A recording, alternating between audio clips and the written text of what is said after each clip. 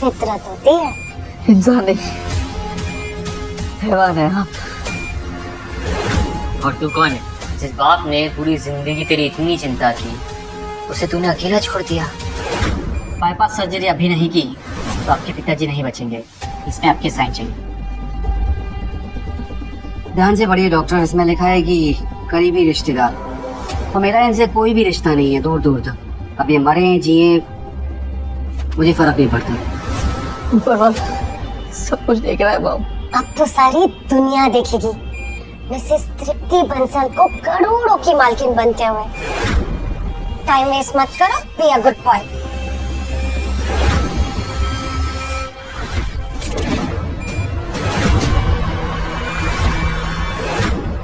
पापा, मैं आपकी माफी का हकदार तो नहीं हूँ, पर आपको सिर्फ दर्द और दुख दिए हैं।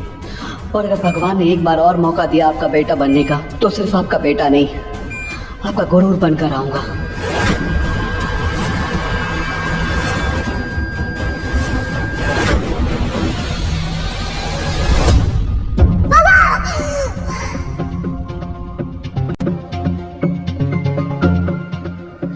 ये मैं यहाँ कैसे आया? वो हॉस्पिटल, मॉम, ये तो मेरे बचपन का घर। 2018, क्या भगवान ने सच में मुझे एक और मौका दिया है? अरे ये तो मेरे बचपन वाला चेहरा है, और ये छोटे हाथ भी। मतलब मैं अपने पास्ट में वापस। मैं ना अभी शादी में बिल्कुल नहीं रह सकती। मॉम डैड की वो बचपन वाली लड़ाइयाँ। ये लो डिवोर्स पेपर, और इसे अभी के अभी साइन करो। तुम इतना सेल्फिश कैसे हो सकती हो? आशु का तुम्हारे बिना क्या होगा? आशु को एक माँ की जरूरत है ना। और मुझे चाहिए फ्रीडम, पैसे। लाइफ में ना मैं कुछ बनना चाहती थी, और तुमने मुझे सिर्फ एक माँ बना के रख दिया है। तुम्हें ना तुम्हारी जिंदगी और तुम्हारे बच्चे की जिंदगी मुबारक हो। इसका मतलब भगवान जी ने सेकंड चांस दे ही दिया। शौर्य, सोच क्या रहे हो? मुझे ना अभी के अभी डिवोर्स चाहिए।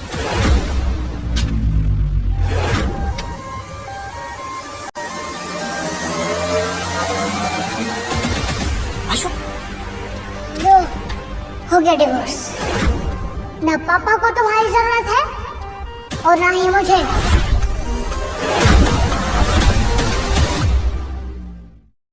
आशु, ये क्या किया तुमने? जबरदस्ती का प्यार जानलेवा होता है पापा।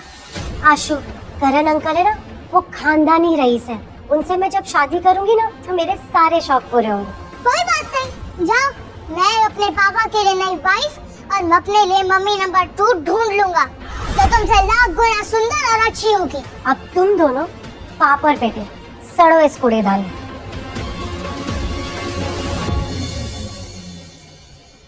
मैं चाहकर भी तुम्हें ऐशो आराम की जिंदगी नहीं दे सकता। दुनिया में मुझसे बुरा कोई बाप ही नहीं होगा। बुरे लोग नहीं, बुरा वक्त होता है पापा, और वक्त को बदलते देर नहीं लगती। अगर तुम मेरा साथ दोगे तो हम दोनों मिलकर ना इस वक्त को भी बदल देंगे। बस हमेशा अपने पापा की हिम्मत बने रहना। तो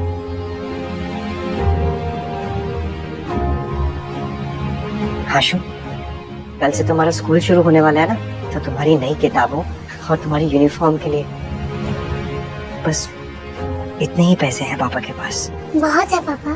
तुम्हें भूख लगी होगी ना, तुम्हारे लिए कुछ खाने के लिए बनाता हूँ। हाँ? इस बार आपको अकेला नहीं छोड़ूंगा पापा।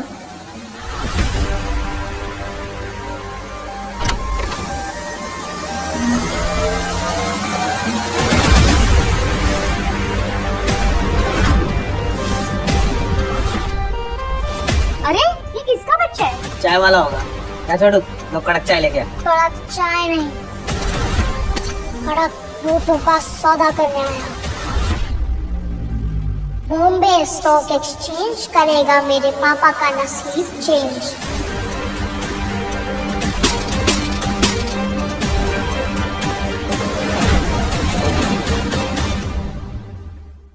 चलो नाश्ता कर लो आशु। आशु, गुल्लक। इंस्पेक्टर साहब, पैसे गए तो गए, पर मेरे बेटे को कुछ नहीं होना चाहिए। एक बस वही है मेरे जीने का सहारा। सीसीटीवी फुटेज में तो दिख रहा है तेरा बेटा ही गुल्लक लेके गया है। Stock exchange? आशु, तुम क्या करने वाले हो? पैसे कम थे पर इस मित्तल गोल्ड स्टॉक से मैं 50 गुना पैसे बना लूंगा। पापा की तकदीर बदलने के लिए यहीं से शुरुआत करना ठीक होगा।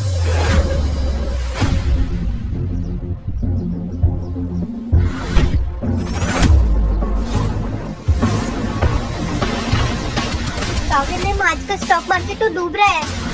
जो गहराई में डूबती हुई शेयर मार्केट में से सबसे महंगा मोती बाहर निकाल ले, वही बनेगा एशिया की सबसे बड़ी कंपनी वरदान ग्रुप्स का फाइनेंशियल एडवाइजर।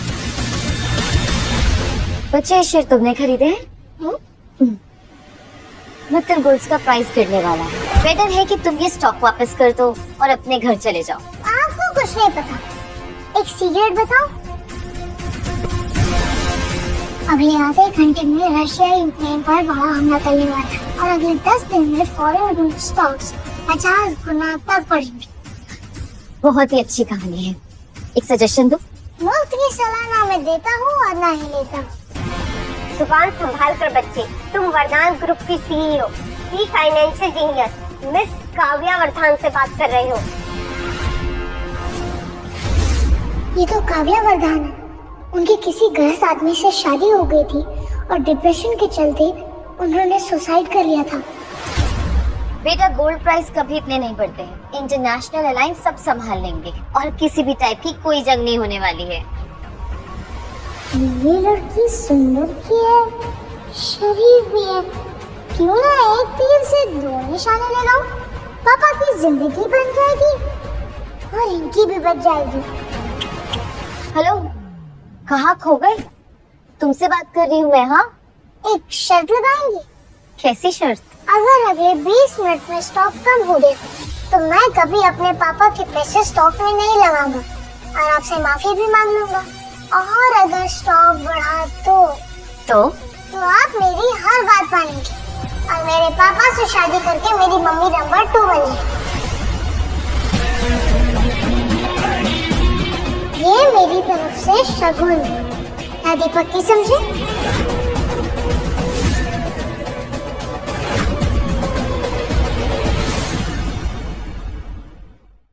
मुझे तुम्हारी शर्त मंजूर है, मगर हाँ, अगर तुम हार गए तो तुम अपने पापा के पैसे कभी वेस्ट नहीं करोगे और यहाँ से सीधा घर चले जाओगे। प्रॉमिस? प्रॉमिस। आशु, आशु, तुम यहाँ क्या कर रहे हो? और गुल्लक के पैसे कहाँ हैं? वो सारे पैसे मैंने स्टॉक पे लगा दिए पापा। कितनी मेहनत से एक एक पाई मैंने जोड़ के वो पैसे इकट्ठे किए थे और तुमने ऐसे गवा दिए। हमारी तकदीर बदलने वाली है और वो सिर्फ 20 मिनट में। रातों रात अमीर हो जाएंगे। घर, गाड़ी, बंगला हम सब ले लेंगे। रातों रात अमीर? चप्पल चुराने वाले कब से महंगे जूते पहनने के ख्वाब देखने लगे। और तू टिंगू, शेयर मार्केट के बारे में पता भी है तुझे कुछ? ज़बान संभाल के बात करो। और तुम अपनी औकात संभाल कर बात करो। करण मल्होत्रा को आखिर कर रहे हो तुम? बाहर मार्केट में न्यूज है कि एक बेटे ने बाप के सारे पैसे लंगड़े घोड़े पे लगा दिए। अभी पता चला कि वो तो तुम दोनों हो। मेंढक होकर आसमान तक छलांग मारना चाहता है। अच्छा वाह, तुम दोनों के साथ ना मैंने अपना रिश्ता तोड़ दिया, नहीं तो मैं भी एक मजाक बनकर रह जाती। गरीब भले ही हम, पर सस्ते में तुम जैसी पटकी। बहुत जुबान चलती है तेरी। स्टॉक की स्पेलिंग भी आती है? STOCK। क्या कर रहे हैं? बातें बात हो गई, अब तुम्हारी पोल खोलने का टाइम आ गया। कितने बुरे स्टॉक्स खरीदे आपने यार।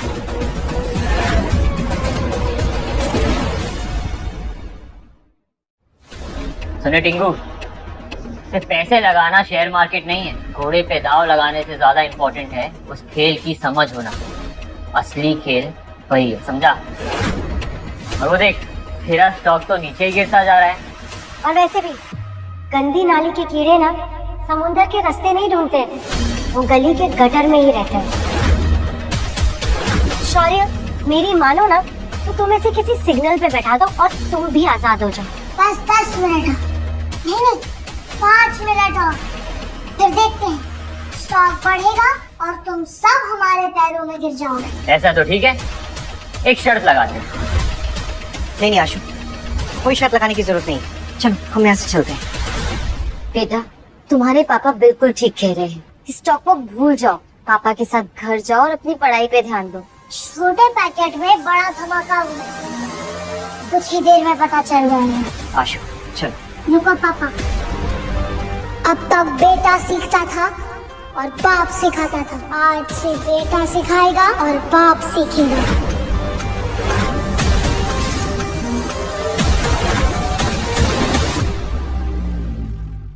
बस एक बार मुझ पर विश्वास कर लीजिए पापा, क्या लाइफ में एक बार नहीं जीतना चाहते? जीतने के लिए किस्मत चाहिए, लेकिन तुम्हारे कपड़ों की तरह तुम्हारी किस्मत भी फटी हुई है। बाप भिखारी तो बेटा जुआरी। वाह, शुक्र है मैंने इसकी कस्टडी नहीं दी, वरना मेरे पैसे भी चला देता।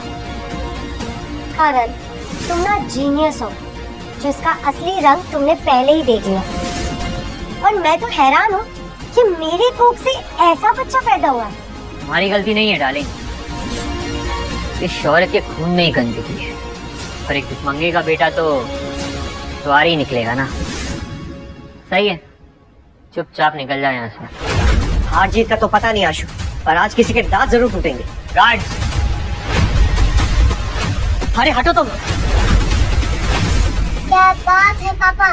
शौर्य तुम पागल हो गए हो क्या? पागल हो गया हो या नहीं, तुम्हें क्या फर्क पड़ता है? और आशु बिल्कुल सही कह रहा है, हमेशा हम हारे क्यों? पापा आज के बाद आप कभी नहीं हारेंगे, चाहे कुछ भी हो जाए, मैं आपके नाक नहीं कटने दूंगा। बोलो करण, कैसी शर्त लगानी है तुम्हें?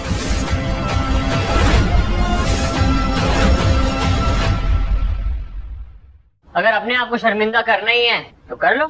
15 मिनट में अगर ये स्टॉक ऊपर नहीं आया तो तुम दोनों जिंदगी भर मेरे नौकर बन के रहोगे। लेकिन आशु बच्चा है, इसमें उसे घसीटने की जरूरत नहीं है तुम्हें। कोई बात नहीं पापा, जीत हमारी होगी। शौर्य तुम सोच भी कैसे सकते हो कि तुम जीत जाओगे? क्या तुमने सच में मान लिया है कि तुम्हारा बेटा यूं ही हवा में कोई भी शहर चुन लेगा और पैसे लगा देगा और तुम पैसे जीत जाओगे? लेकिन अगर आप हार गए तो?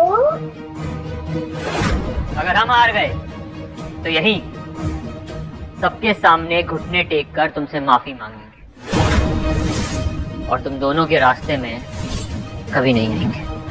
पक्की बात? पक्की। लेकिन अब तेरे पास सिर्फ 13 मिनट बचे हैं। जिंदगी भर मेरे जूते साफ करने के लिए तैयार हो जा। सॉरी, तू आशु को अच्छे स्कूल में डालना चाहता था ना? टेंशन मत ले, मैं हूं ना, मैं डालूंगा, लेकिन प्यून बनने के लिए। अभी समय बाकी है। हमारा समय तो तभी खत्म हो चुका था शौर्य, जब तुमने करण मल्होत्रा से पंगा लिया था। अगर मुझे अपनी असलियत इनसे छुपानी ना होती तो मैं इनकी मदद जरूर करती, लेकिन ये स्टॉक मार्केट किस्मत के दम पे नहीं चलती। समय खत्म हुआ आशु, जूते साफ करने के लिए तैयार हो? आशु को इसमें घसीटने की कोई जरूरत नहीं है, उसकी नादानी समझ के उसे छोड़ दो। ठीक है, इसे माफ कर दूंगा, लेकिन तू अभी सबके सामने मेरे जूते चाटेगा। क्या हुआ शौर्य, तू तो कहता था बेटे के लिए जान भी दे देगा, तो घुटने टेक, चाट मेरी जूते। देखा कितना प्यार करता है तू अपने बेटे से। मैं छुपने के लिए तैयार हूँ। पापा छुपने का जमाना गया, अब दुश्मन की गुरूर को अपने ऊपर लाने का वक्त आ गया। अटेंशन प्लीज, आज मित्तल गोल्ड स्टॉक की कीमत में 50 गुना की भारी उछाल आई है। सभी शेयर होल्डर्स तुरंत ध्यान दें।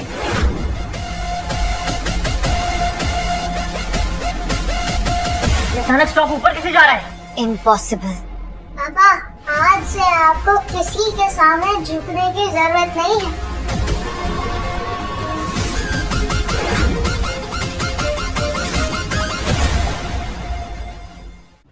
What the hell is happening? अचानक से स्टॉक ऊपर कैसे जाने लगा? क्या बढ़ गया? हमारे हौसले का कद बढ़ गया पापा। हमने सच में पैसे कमा लिए? मतलब वो 50 गुना हो गया? अपनी खुशी को रोक के रखिए पापा, क्योंकि अगले एक हफ्ते में ये 2.5 लाख 5 करोड़ तक जाएंगे। 5 करोड़? लेकिन कैसे पॉसिबल है? रशिया और यूक्रेन के बीच वॉर शुरू हो गई है, इसलिए फॉरेन गोल्ड के प्राइसेस तेजी से ऊपर जा रहे हैं। I don't believe this. उन फकीरों के पास इतने पैसे। शायद भूल गई है उनके नाम पे डब्बा कि फकीर के हाथ में भी किस्मत की लकीर होती है। और आपके नए हस्बैंड घुटने टेकने के लिए तैयार है ना? ज्यादा मत उड़ बच्चे, उड़ते हुए परिंदों के पर काटने की आदत है मुझे। आप पर कौन भरोसा करेगा? प्रॉमिस तो पूरा नहीं किया आपने। लगता है तुझे तेरी औकात दिखानी पड़ेगी। गार्ड, इसकी टांगे तोड़ दो और समुंदर में फेंक दो। रुक जाओ।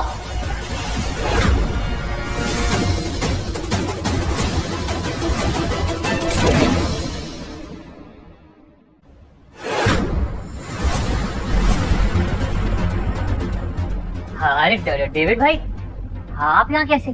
क्यों? तुमसे परमिशन लेकर आना चाहिए था। अरे नहीं, मैं तो बस यूं ही पूछ रहा था।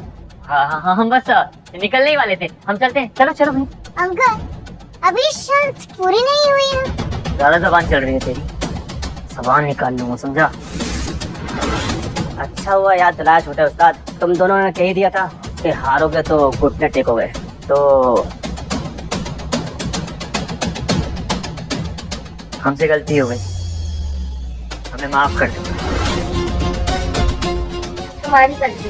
वैसे तुम दोनों माफी के लायक नहीं हो, लेकिन मेरे पापा कहते हैं माफ करने वाला गलती करने वाले से बड़ा होता है। और आप सब तो मेरे और पापा के सामने इतने छोटे हो। तुझे एक दिन जरूर देख लूंगा टिंगू। चलो।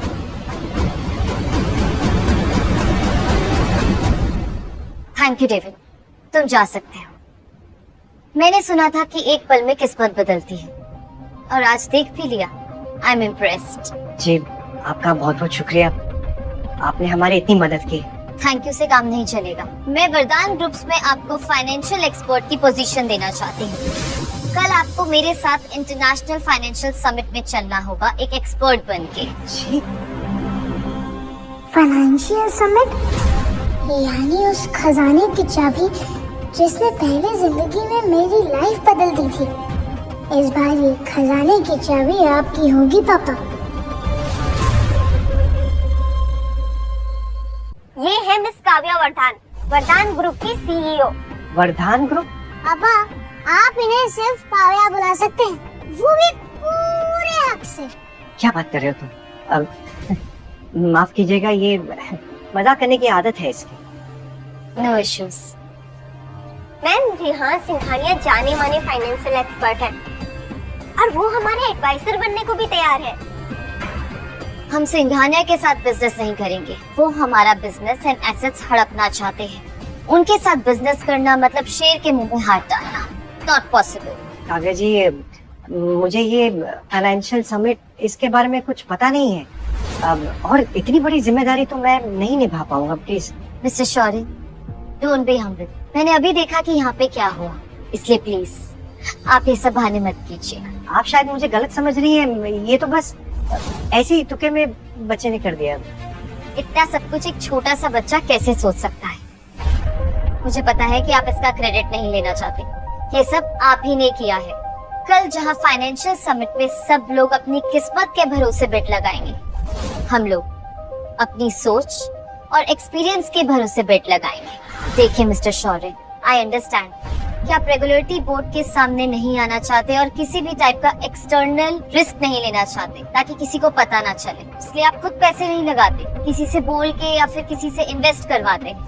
बट प्लीज, कल का समिट मेरे लिए बहुत इम्पोर्टेंट है और मुझे आपकी हेल्प की बहुत जरूरत है। पापा आपकी मदद करेंगे, लेकिन शर्त पूरी होने के बाद। अशोक, ये कौन सी शर्त है? ये है इस हैंडसम बेटे के हैंडसम बाप। बोलो, मेरी मम्मी नंबर 2 बनने के लिए तैयार हो ना?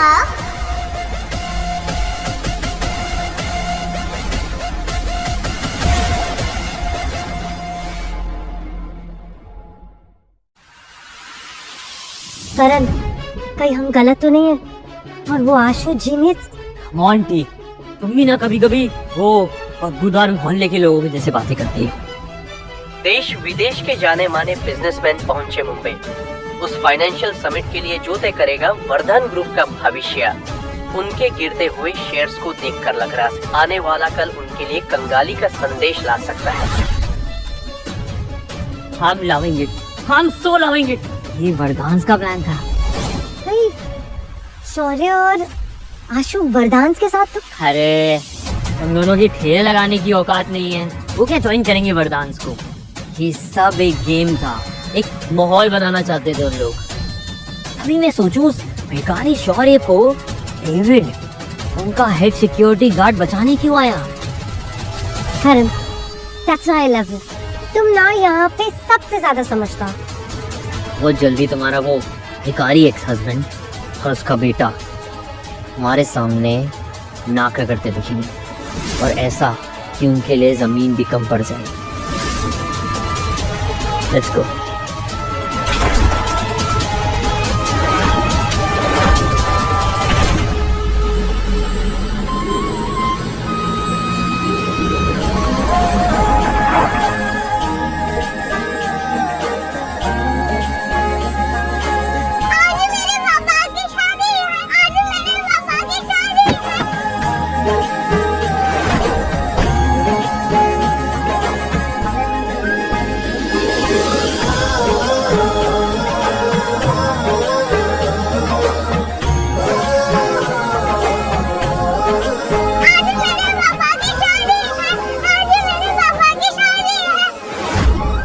आज एक बेटा अपने बाप की शादी करा रहा है। जिसको सबने समझा छोटा पैकेट, वो आज बड़ा धमाका करने जा रहा है।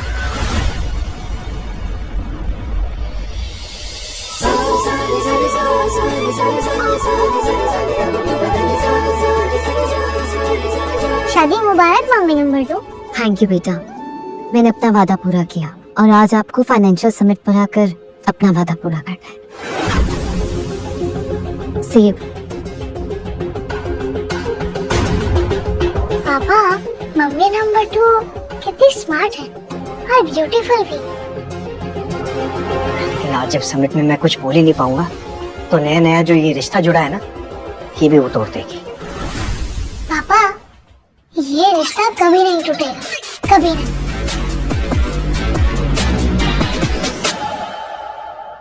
पापा, हाँ रिक्शा से चलते हैं। क्यों आशु, तुम्हारे पापा की लॉटरी लगी है? बस स्टैंड आगे है, बस पे चलते हैं, आओ।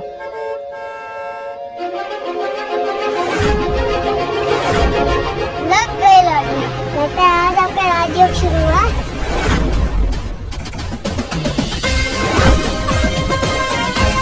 सर, आपको हमारे साथ चलना होगा। किस राजयोग की बात कर रहे हो तुम आशु? मैंने तो अपने सपने भी गिरवी रख दिए, पता नहीं अब क्या होगा।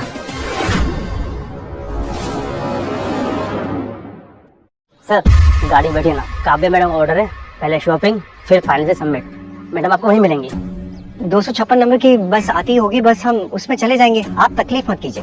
अरे पापा, आप मम्मी नंबर 2 की बात नहीं मानेंगे तो वो नाराज हो जाएंगे। मैं तो अपने नई मामा की हर बात मानूंगा। अब चलिए। चलिए सर।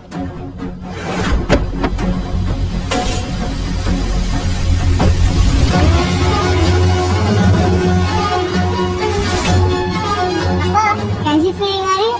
क्या पोस्टर निकला हीरो जैसी आ रही है ना? हीरो कब जीरो बन जाएगा ना, पता भी नहीं चलेगा आशु। ये लोग यहाँ कहाँ से आ गए?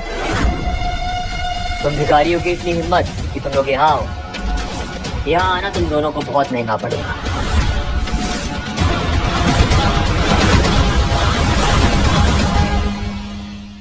आपको क्या लग रहा है मिस्टर मल्होत्रा, ये फाइनेंशियल समिट आपके बाप की जागीर है? शौर्य, जबान संभाल कर बात करो, वरना क्या मांग के नाम पे तफा फिर से कोई शर्त लगा के घुटने टेकने वाली हो क्या? क्यों बेकार में अपनी बेइज्जती करवा रही हो तुम? ये गली का कुत्ता और ये चूहा बहुत फुदक रहे हैं। आज इनका सामना शेर से होगा। लगता है आपने शेर और चूहे की कहानी नहीं सुनी अंकल। ये तो वही दो लोग हैं ना जो कल शेयर मार्केट में अपना जादू दिखाया था। अरे कल इनका नसीब अच्छा था, हर दिन किस्मत थोड़ी साथ देती है। शौर्य, तुम अभी के अभी करण से माफी मांगो, नहीं तो तुम और तुम्हारा बेटा यहाँ से जिंदा नहीं जाएगा। आशु बिल्कुल सही कहता है, मॉम के नाम पे धक्का ही हो तो। नहीं मानती मैं अपने आप को इसकी माँ। तुमसे शादी करना और इसे पैदा करना मेरी जिंदगी की सबसे बड़ी बेवकूफी। सही कह रही हो तुम। वैसे भी जिसने रिश्तों को छोड़कर दौलत अपना ली हो, उससे बड़ा बेवकूफ तो कोई नहीं सकता। बस बहुत हो गया, अभी मेरे सामने घुटने टेक कर माफी मांग लो, वरना क्या? वरना मैं तुम्हें अपनी हैसियत और तुम्हारी औकात दिखाने पे मजबूर हो जाऊंगा। औकात की बात तुम कर रहे हो जो कल एक छोटी सी शर्त नहीं जीत पाया। शौर्य, वो तो छोटी सी बाजी थी, बड़ी बाजी तो तब हुई थी जब मैं तेरी नाक के नीचे से तेरी बीवी को निकाल कर दूं।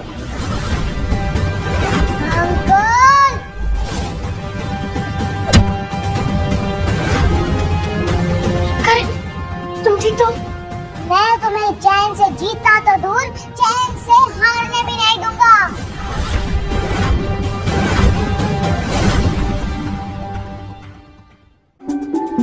मैम, शौर्य सर और आशु आए। Okay, let's go. शौर्य, संभालो अपने बदतमीज बच्चे को, नहीं तो अंजाम अच्छा नहीं होगा। मेरे पापा तुम जैसों की धमकियों से डरते नहीं है। आशु, बस बहुत हो गया। सही कह रहा है, बस बहुत हो गया, अब तुम्हें बाहर फिकवाने का टाइम आ गया है। गार्ड्स, रुक जाओ।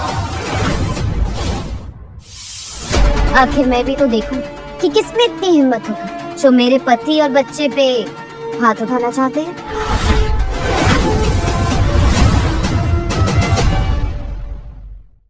अच्छा, और शौक है तुम्हें इस लावारिस बच्चे की माँ बनने का?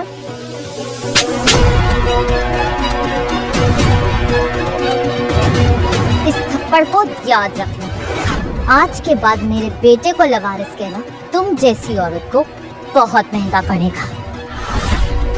सिर्फ नाम की नंबर 2 हो, बाकी हर तरफ से नंबर 1। तुमने शौर्य से शादी कर ली, जिस आदमी को मैंने कचरे की तरह फेंक दिया था। मुझे बहुत ही तरस आता है तुम जैसी औरतों पे, जो शौर्य जैसे पति की इज्जत नहीं कर सकी। भूल गए तुम लोग किसके लिए काम करती हो? मारो इन्हें।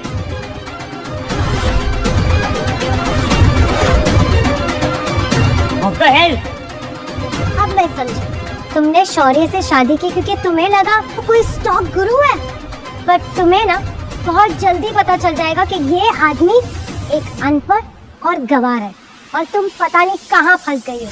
पास में शौर्य चाहे जो भी रहा, लेकिन आज के बाद सब उसकी इज्जत करेंगे, क्योंकि वो वरदान ग्रुप्स का दामाद और फाइनेंशियल एडवाइजर है। काव्या वरदान का पति। तुम वरदान फैमिली की बड़ी बेटी हो?